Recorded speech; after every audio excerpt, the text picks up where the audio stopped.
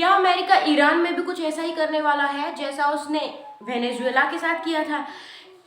अभी आने वाले कुछ दिनों में शायद हम एक और तख्ता पलट देखने वाले हैं और दुनिया में शायद एक और देश की जो रजीम है वो चेंज होती हुई दिख सकती है। भाई अमेरिका की महिमा है, कुछ भी हो सकता है।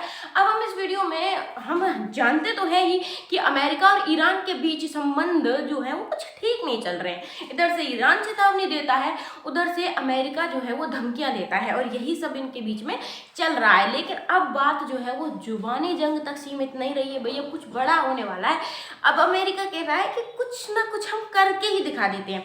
अब वो कौन कौन से संकेत है जिनसे भाई आपको लग रहा है कि यार अमेरिका कोई कार्रवाई कर सकता है या ईरान के साथ कुछ बुरा होने वाला है? जनता के साथ नहीं, जनता चाह रही है ईरान में खैमनेई हट जाए।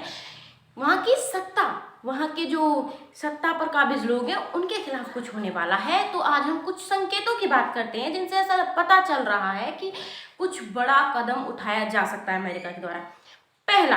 पहला संकेत मिलता है कि ईरान की जो सरकार है उसने प्रदर्शनकारियों के खिलाफ तेज ट्रायल कर दिए थे और कहा था कि इनको फांसी की सजा दी जाएगी और बुधवार को 26 साल के इरफान सुल्तानी को फांसी की सजा दी जाने वाली थी। लेकिन जैसे ही ट्रंप को ये बात पता चली कि ईरान प्रदर्शनकारियों को फांसी देने की सजा देने वाला है तो डोनाल्ड ट्रंप जो है वो ईरान को धमका देते हैं। क्या कहते हैं कि भैया अगर तुमने प्रदर्शनकारियों को फांसी दी तो तुम भी कुछ भयानक देखोगे।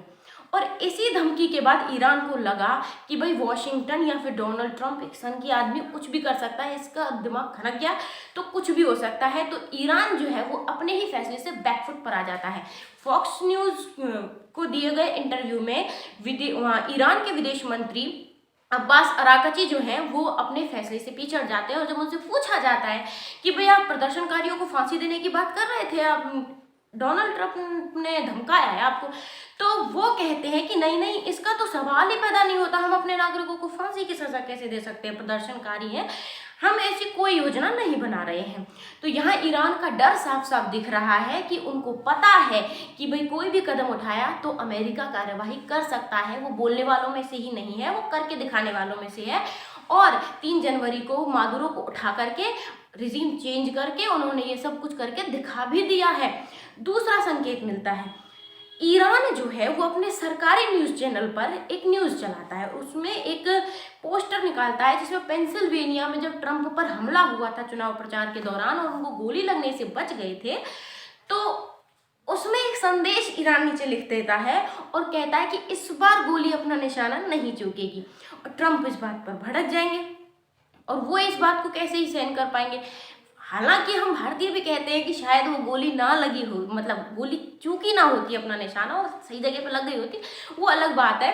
पर ईरान जो है वो ट्रंप को जान से मारने की सीधी सीधी धमकी दे देते हैं। तेहरान की तरफ से ये सीधी धमकी थी पहली बार डोनाल्ड ट्रंप को। इससे पहले सिर्फ डोनाल्ड ट्रंप ही ईरान को धमकाए पड़े थे कि भाई ये कर दिया प्रदर्शनकारियों के खिलाफ तो मैं ये कर दूंगा, कार्रवाई कर दूंगा। दूसरा संकेत यहाँ से मिलता है कि भाई अब डोनाल्ड ट्रंप या अमेरिका जो है, और आपको तो पता है डोनाल्ड ट्रंप का ईगो हर्ट होता है तो वो क्या करते हैं, तो भी कार्रवाई हो सकती है। तीसरा, अमेरिका मिडिल ईस्ट में स्थित अपने सबसे बड़े एयरबेस कतर में जो स्थित है अल उदैद एयरबेस, वहां पर अमेरिका के लगभग 10,000 सैनिक है, वहां से अपने कुछ कर्मचारियों को निकाल रहा है। अब इनको क्यों निकाल रहा है, तो आपको पता होगा कि इजराइल और हमास का जब युद्ध चल रहा था और इजराइल ईरान के बीच में टेंशन्स थी, उस समय पर ईरान ने अमेरिका को धमकी दी थी कि वो मिडिल ईस्ट में स्थित अमेरिका के बेस जो हैं उनको निशाना बनाए रखे, क्योंकि इसकी इतनी तो मतलब औकात है नहीं कि अमेरिका में मिसाइल दाग दे, उसके एयर बेस जो मिडिल ईस्ट में वहाँ पर ये क्या करेगा, मिसाइल दागेगा और उनको डिस्ट्रॉय करेगा। तो लग रहा है कि अमेरिका को शायद इसका संकेत पहले से मिल चुका है कि अगर हम ईरान पर कार्रवाई करेंगे तो उसके बाद ईरान हमारे मिलिट्री बेसिस को टारगेट करेगा, इसलिए वहाँ से सैनिकों को पहले ही या कर्मचारियों को पहले ही निकाला जा रहा है। दूसरा संकेत ये मिल रहा है।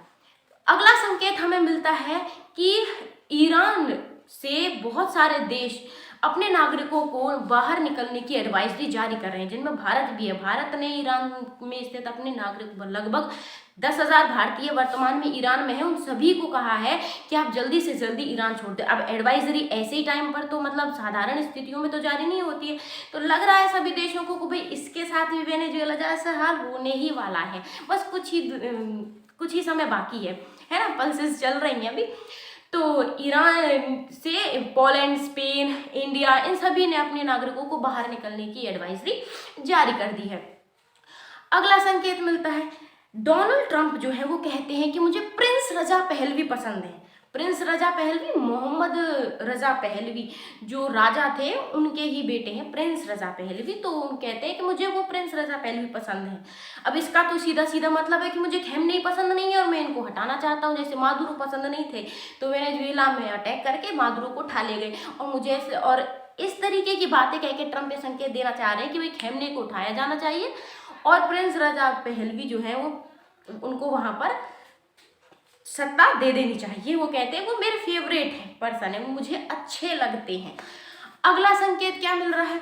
अगला संकेत मिल रहा है कि यूएसए ने साउथ चाइना सी में अपना USS Abraham Lincoln aircraft carrier जो था वो चीन की गतिविधियों पर निगरानी करने के लिए वहां पर खड़ा कर रखा था।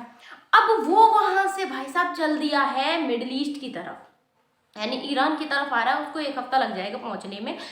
अब ये कोई अचानक से हुआ ये अमेरिका, आपको याद होगा कि जो वेनेजुएला पर हमला हुआ 3 जनवरी को, हमला 3 जनवरी को हुआ था, लेकिन वेनेजुएला की घेराबंदी अगस्त से चल रही थी।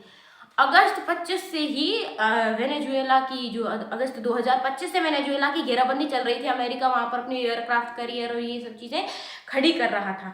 इसी तरीके से अब ये जो यूएसएस अब्राहम लिंकन है ये न्यूक्लियर पावर्ड एयरक्राफ्ट कैरियर है और इसको वहां से लाकर मिडिल ईस्ट में लाया जा रहा है। अब भाई ये न्यूक्लियर पावर्ड है, अगर अमेरिका कोई छोटा हमला प्लान कर रहा होता तो वो B-2 बॉम्बर्स या फिर पर्शियन गल्फ में अपने जो डिस्ट्रॉयर हैं उनसे भी हमला कर सकता था ईरान पर।